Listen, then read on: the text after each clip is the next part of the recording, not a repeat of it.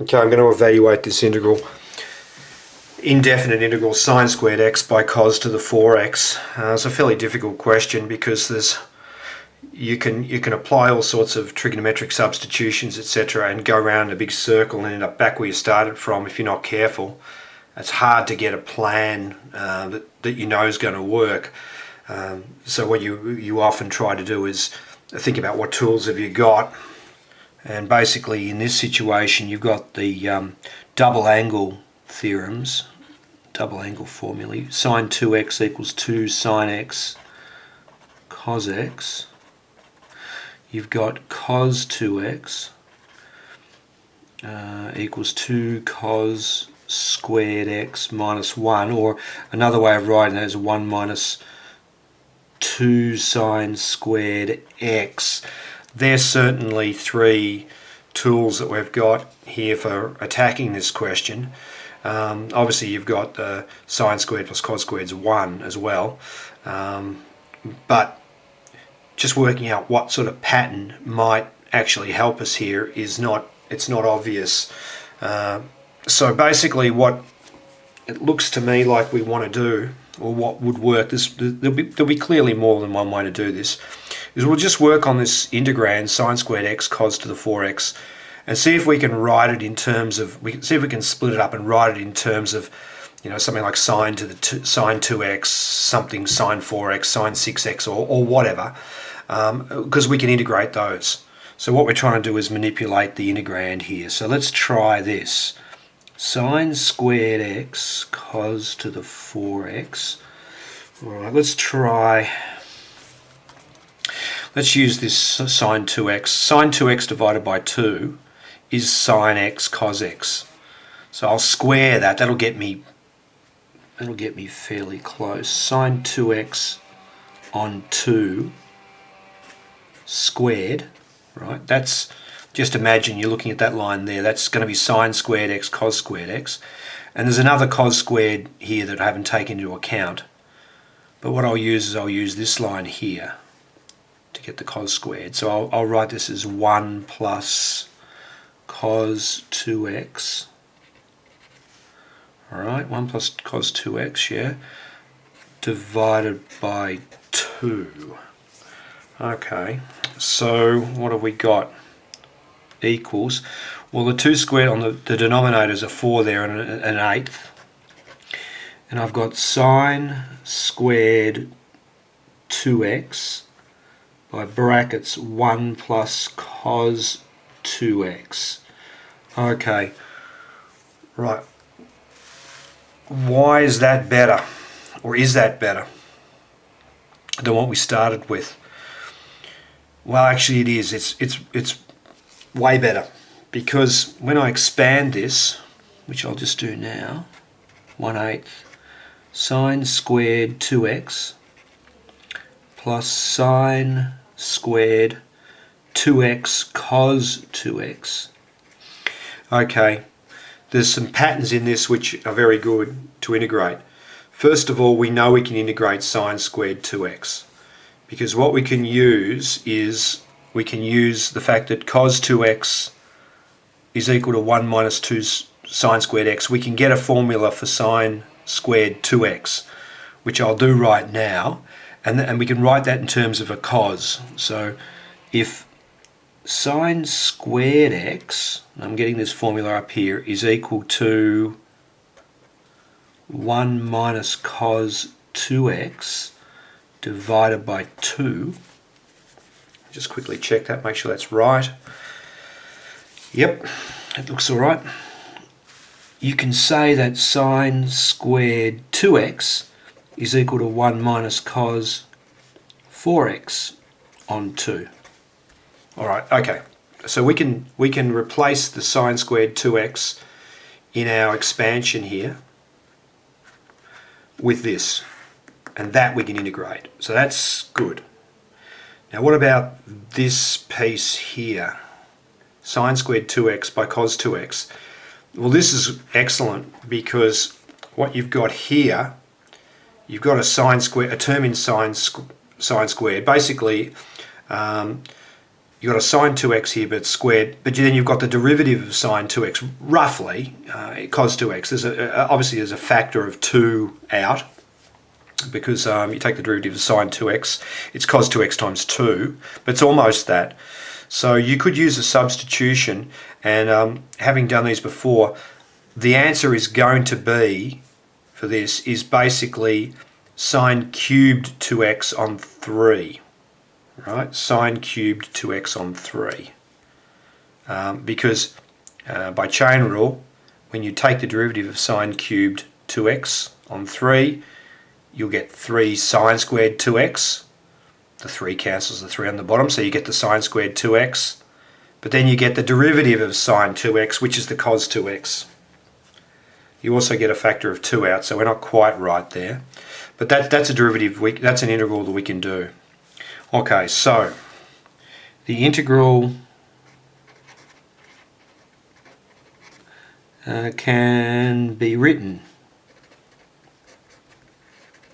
as, we've done all this work here, so I'm going to switch the top integral to this.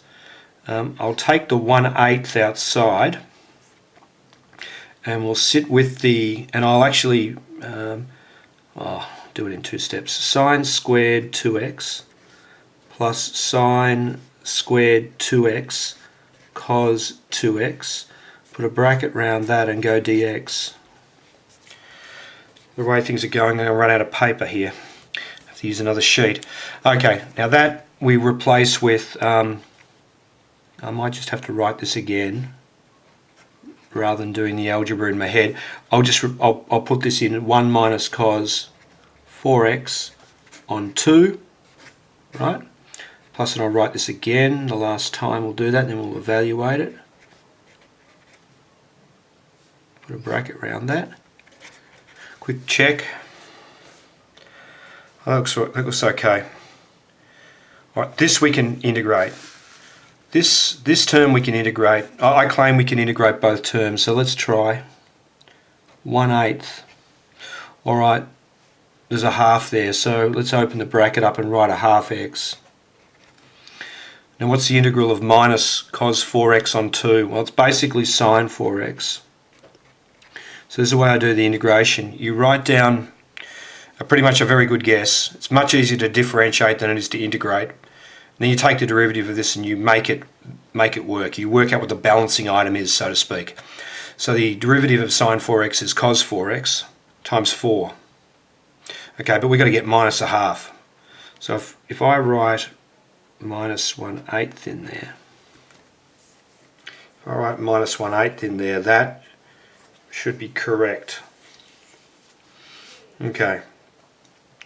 So just a quick check again. If I do the derivative of that, I get cos 4x. The 4 comes out. 4 over 8 is a half. That's right. It looks right to me. Okay, here, this one.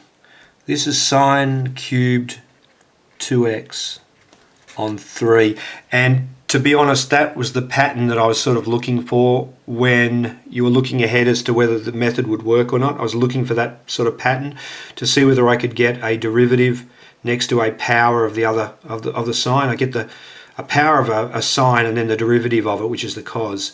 That's easy to integrate. That's basically this, right? It's pretty much that. Let's take the derivative of this now and just see whether it is. I think it would be out by a factor of 2 somewhere. The derivative of that is 3 sine squared 2x. 3's cancel, so I get sine squared 2x by the derivative of the inside function, which is sine 2x. Derivative of sine 2x is cos 2x times 2. Cos 2x, perfect. I just need a half there. Alright, okay. In some ways that's the answer. That is fair enough as the answer. But let's just see if we can, it might be a requirement to write this in terms of sine x's and cos x's, so what I'll do is write, I'll write sine cubed 2x, we'll just see what we've got here, sine cubed 2x equals, well, sine 2x is 2 sine x cos x. So that's that cubed.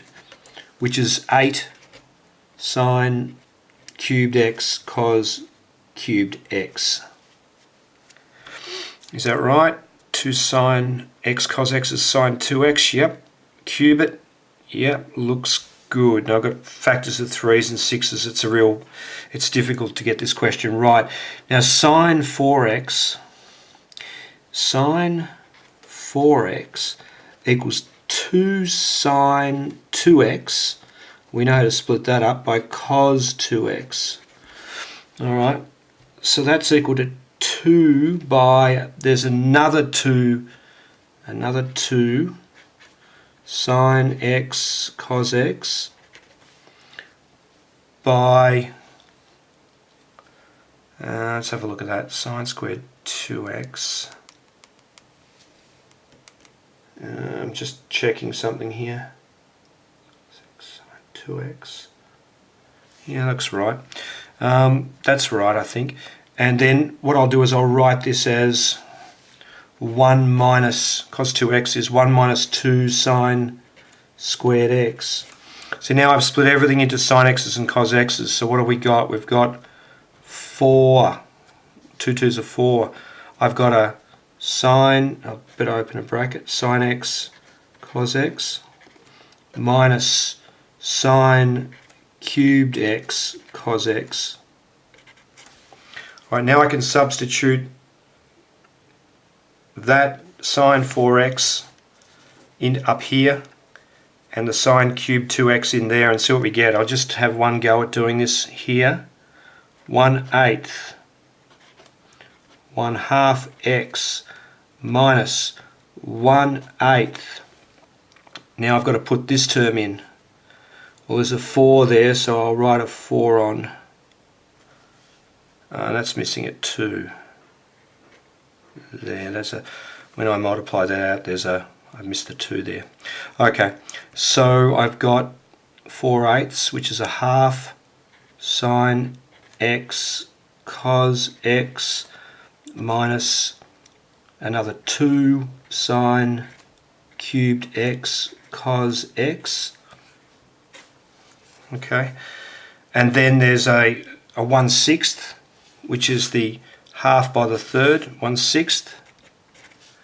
And then sine cubed 2x is, there's an 8 sine cubed x cos cubed x. Alright, and then I close that bracket off. Now that would need to be cleaned up. There's all the terms are in fact different, so I can't put any of them together. So final result would be 1/8 by 1/2 x minus a half sine x cos x.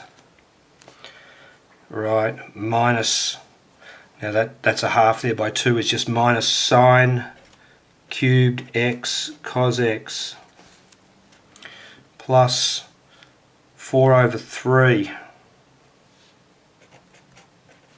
sine cubed x cos cubed x.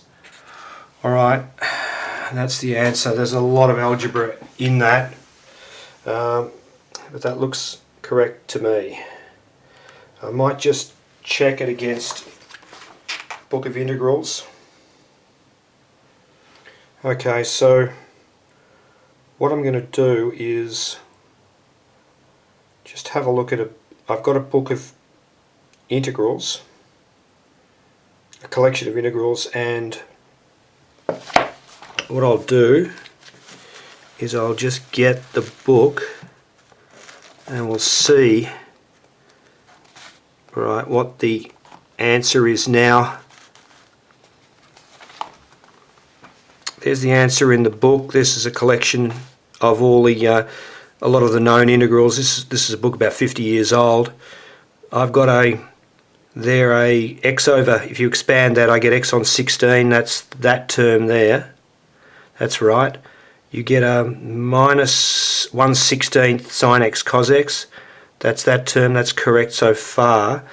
Then I've got a 1/8 sine cubed x cos x, and that's supposed to be a plus, but I've got a minus there, so there's a small slip there. Oh yeah, okay, there's when I expanded that out, there's a minus there and a minus, that would be a plus. Okay, so there's an error. And finally here, this term here, if you look at, there's a 4/3 by an 1/8, which would be a 1/6 sine cube cos cube, so that's correct.